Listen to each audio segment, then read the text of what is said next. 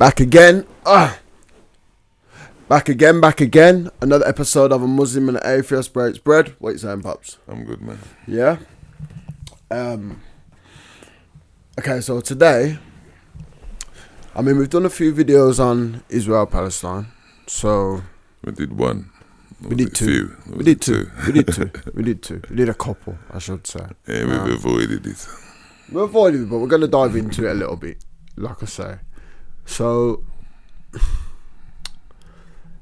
From what I know about, do you know what it is? The conflict's and the conflict's going on now, and everyone's like shedding like light on what is actually going on now. But I feel like really there has to be some understanding of why what's going on now is going on. So we heard something about the Balfour Agreement in there. So I wanted to dive a bit more into that. Where did that come from? Who co-signed that? I mean, we know it was France and the British at the time, or the French and the British at the time. But what I want to know is who and how it came about and how it was allowed to happen, essentially. So I'm going to find a video. So this is going to be educational, people. So let's jump in. This is a video called Sykes and Picott. And these are basically the two men who sat in a room and drew a line, literally a line on a map to say, this is where it's going to be Israel, that's going to be West Bank, and that's going to be... So I wanted to know a bit more about them men, how it started, and how World War One, I believe, had a real impact on what actually is going on today. So we're going to dive straight in, yeah?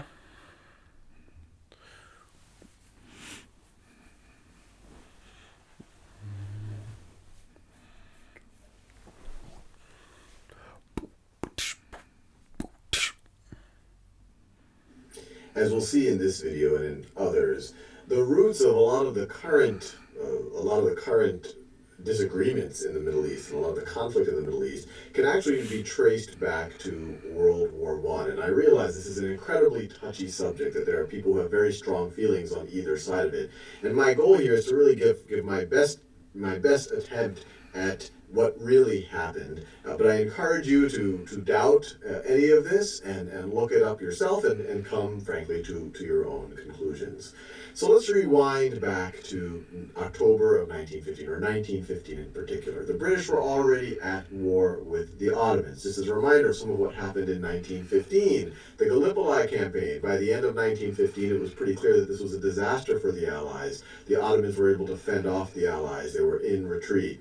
The British were able to fend off the Ottomans when they tried to attack the Suez Canal in 1915. So this is the background. You can imagine that the British are eager to get any other allies they can in their battle against the Ottomans. And in particular, they're eager to get the help of the Arabs, who've been under the rule of the Ottomans for hundreds of years. And so that's the backdrop, where you have this correspondence between the High Commissioner in Egypt, the British High Commissioner, Sir Henry McMahon, and the Sharif of Mecca, Hussein bin Ali, who had his own aspirations to essentially be the king of an independent Arab state. And they kept going back and forth from mid-1915 to early 1916, talking about what the state could be. Obviously, the British want his support. It wants him to lead a revolt against the Ottomans. And he's already articulated kind of the boundaries for a state that he would like to see. And so that gives us the context for this correspondence in October of 1915. This is from Sir Henry McMahon to Hussein. It is with great pleasure that I communicate to you on their behalf, the British government's behalf, the following statement, which I am confident you will receive with satisfaction. The two districts of Messina and Alexandretta, and portions of Syria lying to the west of the districts of Damascus, Homs, Hama, and Aleppo cannot be said to be purely Arab and should be excluded from the limits demanded. So this is referring to the limits that Hussein bin Ali had demanded in previous correspondence.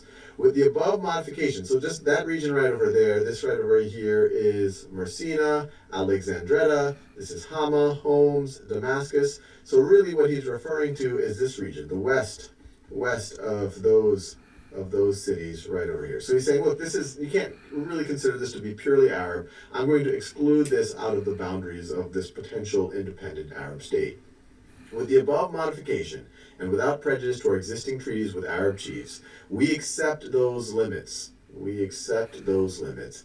As for those regions lying within those frontiers wherein Great Britain is free to act without detriment to the interest of her ally France, so as long as I'm not getting in trouble with France, I am empowered in the name of the government of Great Britain to give the following assurances and make the following reply to your letter. Subject to the above modifications, so taking this part out, Great Britain is prepared to recognize and support the independence of the Arabs in all the regions within the limits demanded by the Sharif of Mecca. So essentially included all of this region without, and actually much beyond what I'm showing here, kind of present-day Syria, Jordan, Iraq, parts of present-day Saudi Arabia. So all of that is essentially the British are saying, yeah, we're going to allow you to have that, an independent state there. Great Britain will guarantee the holy places against all external aggression and will recognize their inviolability. I am convinced that this declaration will assure you beyond all possible doubt, of the sympathy of Great Britain towards the aspirations of her friends, the Arabs, and will result in a firm and lasting alliance, the immediate results of which will be the expulsion of the Turks from the Arab countries and the freeing of the Arab peoples from the Turkish yoke, which for so many years has pressed heavily upon them. So this actually does help to convince the Arabs to rise up against the Turks, against the Ottoman Empire. They play a significant role in the Palestine campaign. They rise up in June of 1916. Now, in the video that I did on the Palestine campaign, I got several comments of people being cynical about Britain's intentions. And it does look like the British were indeed cynical. T.E. Lawrence, famous for Lawrence of Arabia, who is often depicted as kind of this mystical fellow, this guy who had this kinship with the Arabs. His actual correspondence with the British government actually do show that he did have a kind of he was doing, I guess, in the words of George W. Bush, a little bit of strategery. He had a more cynical view of this relationship with the Arabs. This is some correspondence that he wrote in early 1916, so right at the same time that all of this was going on. So he's referring to a possible Arab revolt or Hussein's activity. Hussein's activity seems beneficial to us because it matches with our immediate aims. The breakup of the Islamic bloc and the defeat and disruption of the Ottoman Empire. Assuming he didn't really talk about this as being one of the British didn't talk about that when they were talking to Hussein. If we can arrange that this political change shall be a violent one, we will have abolished the threat of Islam by dividing it against itself in its very heart. There will then be a Khalifa, kind of a seat of Islam in Turkey, and a Khalifa in Arabia, in theological warfare. So this is T. Lawrence. I got this from The Golden Warrior, The Life and Legend of Lawrence of Arabia. So even this somewhat portrayed as a heroic figure was doing things in very kind of strategic terms. Now, to make things worse for the Arabs, while the British were trying to convince them to revolt, they were also in secret negotiations with the French on how they would divide the Middle East if they were able to beat the Ottomans. And at this point in the war, the British were already making some progress in Mesopotamia, but they really hadn't started on the Palestine campaign right here. So this was all conjecture. But the British representative was Sykes, the French representative was Picott. This was done with the consent of the Russians. You didn't have a revolution in Russia as of now. And so in early 1916, in May, this kind of agreement was concluded, the secret agreement. You have the Sykes, Picott agreement. It's secret. Let me write that. It is a secret agreement between Britain and France, and essentially they're carving up the entire Middle East between them. This blue area right here, this would be occupied by the French. Part of eastern Turkey, or modern-day eastern Turkey, would be given to the Russians.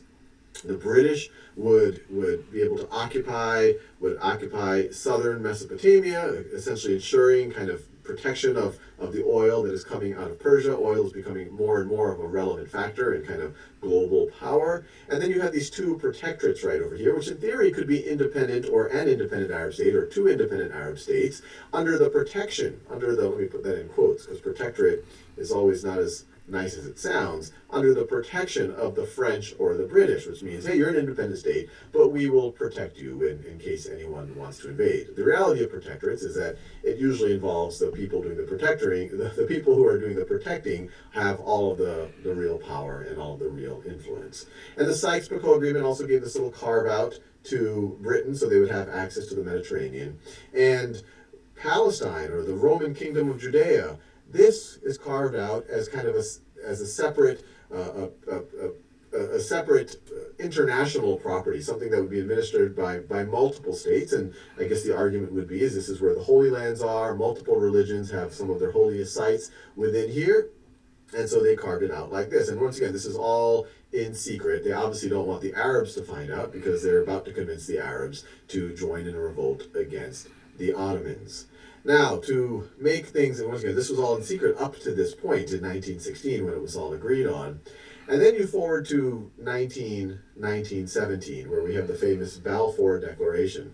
So this right over here is the Balfour Declaration.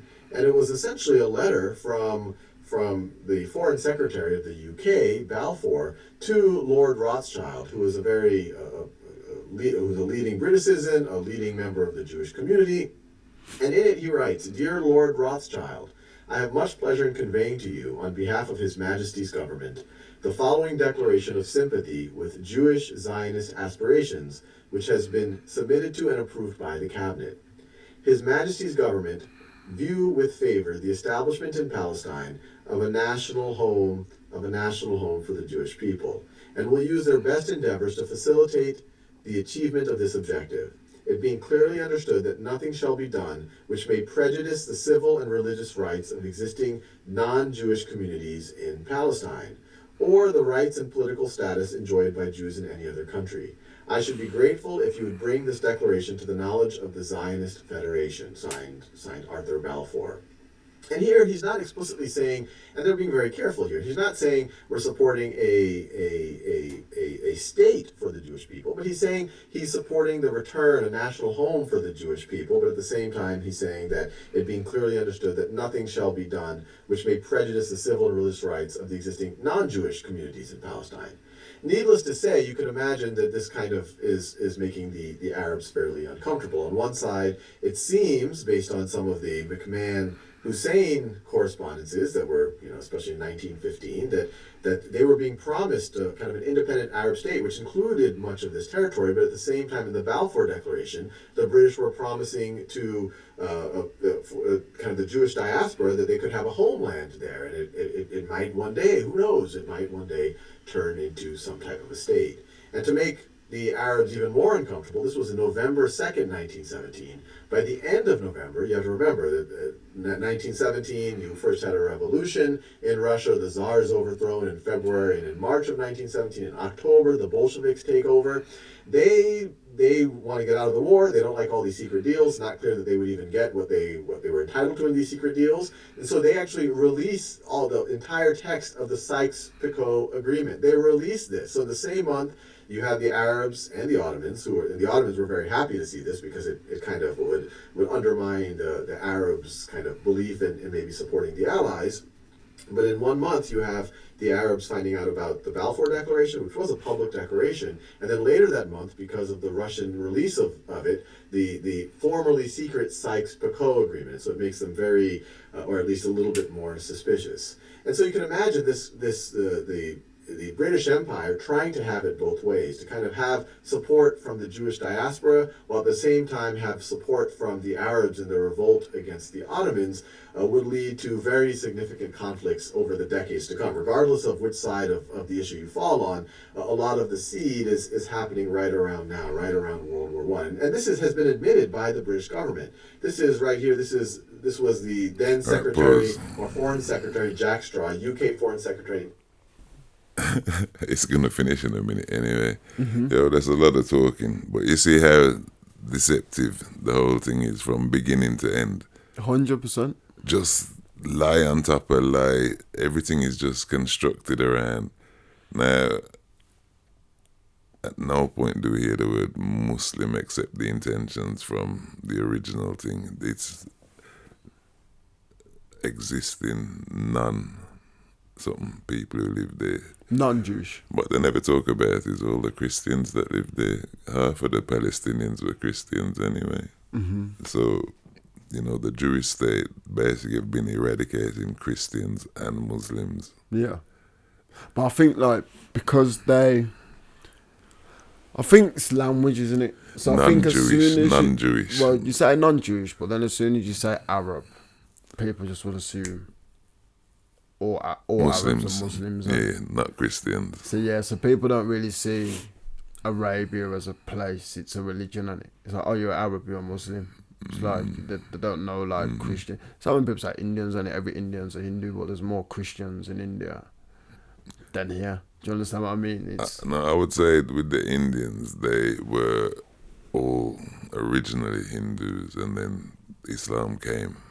So there's a time when they were all Hindus, and then Islam came. Well, even Christians, I'm saying there's been Christians in India, there's a lot of Christians. So yeah, I get what you're saying, that's converting. But what I'm saying is language, and it's what we're seeing today in the news with what is going on today.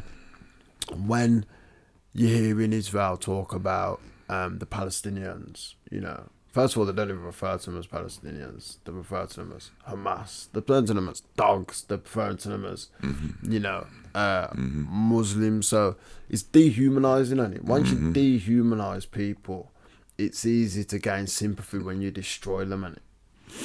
It's the same play that Hitler did with the Jews. Same thing there. But it's human nature.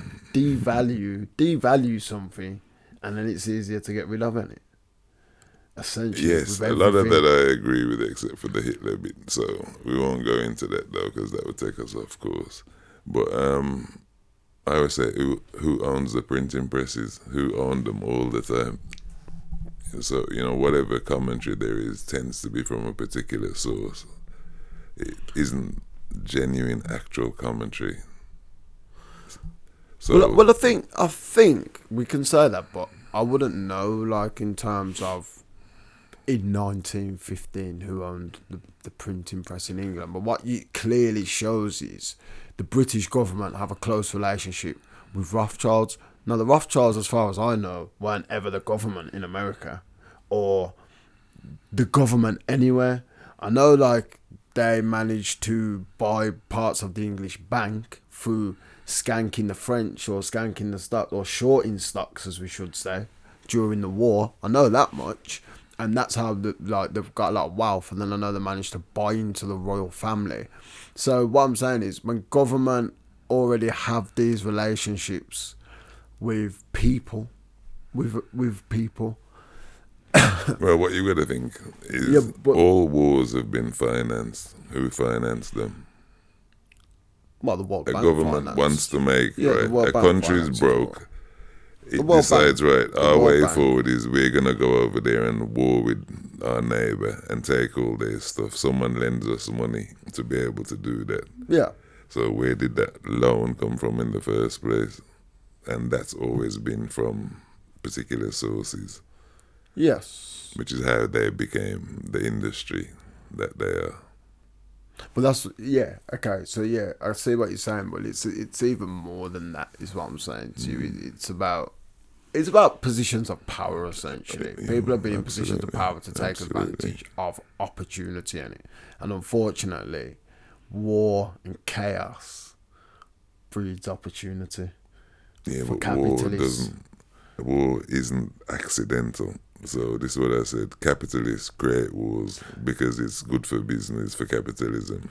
Yeah, 100%. But I don't think in all instances. I think it goes hand in hand. So I think some wars are definitely created, 100%. It's you could even say what's going on now with Israel and Palestine has been created by outside sources. Not that the whole conflict has, but outside sources stoke the fire.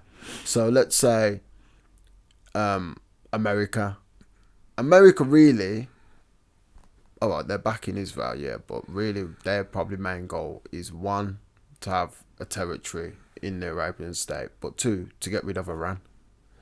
Now, Iran's the only country that's backing Palestine, outwardly saying we're going to back them, but they know as soon as they start itching, America are going to come in it. So essentially it's the tipping point for World War III. Then you've got Russia, who again are backing Palestine, but aren't really interfering Right, because they've but got their again, Ukraine I think thing. we're talking across purposes here. No, but what I'm trying to say is you can have Someone's both. got the big stick. You can have both, and what I'm saying is the conflict. You have basically you're poking the bear. Term there, conflict. Go on. Yeah, you're poking the bear. Right. There's no essentially. bay. There's no bay. There's no conflict. What we have. What do you mean? There's no is- conflict. There is no conflict. What you've got happening right now is called extermination. Conflict Genocide. would be where you have two parties of relative comparative That's not what. share. No, I disagree because that's not conflict. Conflict is if I disagree with you. Doesn't matter how big you are. There's conflict. Like whether I can do something about, or whether it's No, a the fair expression fight. of the conflict. Yeah, but if it's a fair conflict, it's different to it being Right. conflict. There is No, conflict no. because there's been tensions in the region for I 100 may years. hear you, but the Yes. expression the conflict is in place of the war. Right? So instead of the war, which they can't use. But there that- isn't actually a war going on. There isn't a war going There isn't on. a war There's going on. extermination of Palestinian people going on. Yeah. There isn't a war. Are the Palestinians fighting back? Where are their tanks? Well, the thing is, they can't fight back because they've got nothing to fight back with. Exactly, They might have because a they was couple already guns, in a couple prison. Russian They got some guns or- toothbrushes that they've filed up and stuff. Yeah, but essentially, this is what my point is, going back to it. All this comes down to the British being underhanded, sneaky mother. And essentially, Not just the British, not just the well, the British. French as well. And even the Russians. The Russians were in on it. and I think everybody was being sneaky and underhanded. You got the geezer who wants to be king of Arabia, sneaky and underhanded. You got the Why was he being sneaky and underhanded? He he was wasn't the being sneaky. Sharif of Mecca, which is like, Lord Mayor of Aston in contrast to Lord Mayor of Birmingham, but I want to be Lord Mayor of England. you understand? Okay, And that okay. was the jump for him. Mecca was a little, right, despite the myths, go there was like 4 houses and little this and that. Yeah, Camels yeah, came, yeah. they put up tents, did Yes. their thing. The Sharif of Mecca suddenly has an ambition to run a whole piece of the thing. But is that being sneaky, or is that not just seen as united a group of people? Well, it didn't unite a group of people because up to that point, the language used by the British was to free them from the yoke of the Ottomans. Exactly. Right, but the Ottomans were Muslims and the Arabs. A lot of the Arabs were Muslim, albeit they were Christians as well. But because the Christians are a non-entity, they kind of blend in with the Muslim identity, even though they're Christians. Yeah. So the West has created, if you speak Arabic, you must be a Muslim, in contrast to Christian Palestinians speak Arabic. Yes. They practice their religion in Arabic, but it's Christianity. So this is what I say, the name Allah, the expressions that Western Christians try to confuse Western people. It doesn't confuse people who come from the Middle East, who is always a Christian. Yeah, of course. They speak that language, that's their thing. Over here, we hear it and we say, whoa, look, they're using Muslim language. But it's not Muslim language, the language. Yeah. So this is what I say. Britain, like I say, devil's thing. Britain have its own end game. Mm-hmm. So there's an incentive in there for Britain in the long term. France at the moment, God knows what's going to happen to France. But that's the thing, like, I think what we have to realise as people is, especially the West, or Western ideals or ideologies, the West don't go to war for empathy's sake. It goes to war for interest. Because if it went to war for empathy's sake, then there would have been in Africa, Sudan, Congo, all these places that have been warring for time. There would have been in Burma. There would have been in Burma. There would have been, but there would have if the people who always claim that democracy needs to be spread around the world, and these countries need to have human rights. But then your biggest partners are Saudi Arabia, who are still chopping people's heads off and killing journalists. Things like that wouldn't happen. No, but chop this, the heads off here and that this is the law in that country. yeah, If you, but that's nothing. No, listen, I Right, get so- that. That's not what I'm saying, because I'm not trying to say that that's uncivilized. I Yeah, get yeah. that different cultures have different ways of living. But what I'm saying to you America is, when is you're spreading. when you have interest Mm-hmm. to go into that country, they're the things you're going to demonize. So what I'm saying to you is, that's what people have to realize. Like, there ain't no such thing as Britain or America or France, Germany going to war to help people. They don't care about the people. It's not their business, and they know that. It's for their self-interest. So if we're going to gain something, we're going to go, we'll go. That's it. If it's worth us going, killing, we don't care how many of us die, really, in the long run. If we're going to gain from it, then we'll Sacrifice. go. But it's people that... People make me laugh who think that this stuff is done under the yoke of democracy. Like, yeah, it's democracy, we're spreading democracy. It's all like, it's funny, isn't it? Because like you say, 1 minute they're kicking out, they've just kicked all like the Russian billionaire owners out of the football thing. But then again, they're backing the World Cup in Qatar or Saudi and all that. But then they're going on about human rights and how people's human rights in Russia are infringed. It's just madness. But again, as I say, it's a British man, like, all the time. And it's weird because I'm a proud Brit. Well, I'm going to use this just to show how, Go on. right, you know that thing where people always say, yeah, things happened in the past, but it wasn't me. Look at this Jack Straw. That's just the other day, Jack Straw. You understand? From how long has Britain been running this same program? Since, according to this, since 1917. But in reality, since 1492. Now, this is what I'm saying, but we see all different levels across time pushing the same agenda, the same program. Then we're going to say, oh, you know, it's just this and just that. It ain't just this and that. There's some man decided this long time. Everything that's happening, like I said, the language, who owns the media, who's telling you what you can think and what you can't think, is all one source. It isn't coming from around the world. It's coming from one place. And that's the same source creating the wars. You know, there is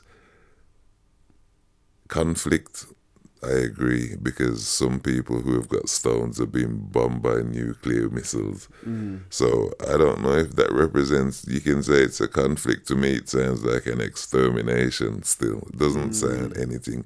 It's conflict. It'd be conflict if the other person could fight back. Yeah. That's what I call a conflict. But when the other person can't even throw a punch, they're already on the floor unconscious and you're still stomping on them. It's not, you know, you understand? So this is what I'm saying. For me, it's the little things, but this is part of a long plan. There is no hold up because the plan was already made. They've said it in the Bible, you know, go in there and kill every single one of them, kill the animals. This is written in the Bible, you know. So the behavior that the Jews are displaying, they're saying, well, Christianity and Islam signed up to the Bible. So you signed up to this? Everyone's sitting there saying, okay, like you said, why don't the Muslims respond? Who cares? It doesn't have to be the government that responds. Why aren't there thousands of normal Muslim people just running across, like, you know, barehanded, running into there and saying, there's nothing happening? Because they're locked in. How are they going to run across? You can't really. How can you? You can't. I think get into if you can Israel, get can all you? these asylum seekers crossing the channel, mate, if people wanted to get into Palestine, They're they not coming would. from Palestine, are they? Because Palestine's locked off, isn't it? But if they wanted to get in, they would. The point I'm making. I think. If you I had think it's a everybody living lose-lose for inside them. a wall, inside fair. Palestine, right? Yes. Palestine ain't locked off. Palestine is locked off from Israel. On the Egypt side, it's open. And they're Muslims as well. Okay. Right. So it isn't locked off like that. Israel is partitioned from Palestine. Yeah, So you're not going to be running in from Israel's side. But in terms of support, no one has to go to fight the protests that are in London. Why don't they go and protest in Palestine? Because you got to fly into Israel. And that ain't happening. Why don't they walk? Why don't they do anything? All these people got money. This is what I'm saying. It's all, but the only way to I stop don't know. the war. I think it's easier. It's easier Yo, said. Than if there was done. one family that flew from America and one family from England and one from France that flew to Palestine now and got blew up, it would be a national scandal. Our people are dying, you understand? 100%. So if you have all these I don't know if protesters, it would actually. No, I think if they were Palestinians or Arabs or Muslims, just normal I don't think, people, Yeah, right? Israel, there was But do normal people really care? right. Well, Israel doesn't care because Surah says previously there's a warship in the Gulf where the Israelis blew it up. American warship Yeah. blew it up. America did nothing. Killed how many souls sailed just for fun. They proved. They says, they knew. It was colored. It was this. It was a part to help them. The Israelis blew it up. Americans did nothing. They've been doing it for years. Israel. They've just sent a warship there, haven't they? Yeah, another one in this modern time now. But they've been doing things to America since the Second World War. Well, they did stuff here as well, didn't they? On the Israel, they've right? done stuff here, like the hotel. Why is it the King David Hotel or something? Right. Blew it out. What people don't understand is, to Israel, there's Jews and nothing else. You understand? So people are portioning themselves with this Christian Muslim thing. Like I said, either you're a Jew or you ain't. Simple as that. There ain't no third or second gang. None of those people are gonna be entering the Jewish garden. If you ain't Jewish, you ain't going in there, period. That's the long-term thing that they're running. But Christians like to fool themselves that because they've got the Old Testament, it's got, it kind of includes us as well. No, it doesn't. Anyway, let's finish this film. Yeah, I was trying to find something that my friend sent me about. But we know that anyway in the Bible, and it'd be Jews, Gentiles, and what they say about Gentiles. So yeah, we know that. A foreign secretary in 2002. This is a statement he made to the New Statesman magazine in 2002. 2002. A lot of the problems we are having to deal with now, I have to deal with now, he's the foreign secretary, are a consequence of our colonial past. The Balfour Declaration and the contradictory assurances which were being given to Palestinians in private at the same time as they were being given to the Israelis. Again, an interesting history for us, but not an honorable one. And this is really just the beginning, as we'll see in future videos, as we go to the interwar period. The British kind of go back and forth on this issue over and over. I wasn't there. Needless to say, it's led to a very messy situation in the modern Middle East. That's just their way of saying I wasn't there. It's not me. It was them people in the past. Hang on, we've still been benefiting from it. World War I, the British already Is this the same one? Nah, different too. Yeah, what do you think? It looks like the same one, don't it? Let's So- go with it, man. You want to go with this? Or do you want to cut it so you can partition? Yeah, I want to cut it, to be fair. Alright, cut it then, yeah. Go and leave this, though. You want to watch this one, yeah? Yeah. Alright, yo. I'll cut this off, but yeah, man. So basically, on that video, I know we started discussing before the video was ended, but Britain, shiesty. It's good to see the paperwork because we hear these things, but there you're seeing the chronology of it and the agreements and the players. Yo, this is what I said. It's not accidental. Nothing happens by accident. And it's not pretty. And at the moment, like I says, the demonstrations that are taking place in UK, have you seen them on the news? They're not on the news. Nah. There's no anti. Like 100,000 people. Yo, they're not on the news. That's because no one wants to promote justice. They're just allowing this to happen because it's a part of the bigger plan. What do you think it will take for the government to say, right, like, how many people, what do you actually think before they say, you know what, 2 million. we can't get away with this? 2 million. 2 million people, you think? 2 million Palestinians dead, bruv. That's what it's going to take. So you just think there's no way this is going to get resolved other than How does it complete resolve? genocide. Right. Well, take down the borders, take down. Borders. I for don't what? know. Like, just get rid of Gaza and the West Bank completely. So where would the Palestinians go? Live there, innit? I'm saying, like, stop controlling what's going in and out of the territories. Let them have, but like, at the surely moment, they've surely split that's it an into infringement. two teams. It's two countries, Israel and Palestine, next to each other. Even though it's not really two countries, but that's what they've You drawn. can't have a country that's 26 miles. And Isn't that 6 Palestine? miles. Isn't that Palestine? But that's Gaza. Right. So Gaza. And also the Gaza, infringement of movement. Right. That's like when we say international Gaza, law. Gaza is a town in Palestine, right? Yes, that's what I'm So saying. Gaza is just one little town in Palestine that they've said, you know, it's one of the areas where the Arabs are Yeah. imprisoned into. So when we say Gaza, rather than the war is in for Israel to control All of it.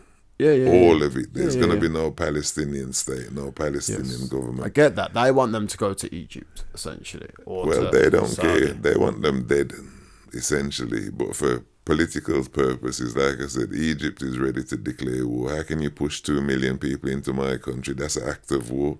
So Israel said that, and Egypt said, "Are you mad, bruv? You know how much tanks? Haven't you heard about the Egyptian tanks? How many tanks they've got compared to Israel?" So Egypt said this, but the reality is they're saying things, they're exterminating them. They're not going anywhere. They're bombing the roads that they're leaving But on. this is where I find, like, Egypt's and not just, like, shiesty as well, because I don't care, like, if there's 2 million people, like, for any of them countries that are on the border, just sitting there looking, and I get it, yeah, they're under the protectorate of the British and all that rubbish. Like, come on, Egypt's man. a British protectorate as well. Yeah, but what I'm saying is you gotta have some balls at some point, and like, what you doing? Like, what are you really doing? You think what are England gonna do? They're gonna stop trade with Egypt, or what they're gonna do? They're not gonna bomb Egypt, are they? For going and well, actually, they might if the Israelis ask them to. But It's what really can they do if the world is crying out for this to stop? Because it's true, like, it's so everyone's got this mad thing now, and even we're doing it, so we're guilty, you know, like, because we wasn't really talking about this 2-3 weeks ago. We knew that it was going on. We knew that Israelis were killing Palestinians.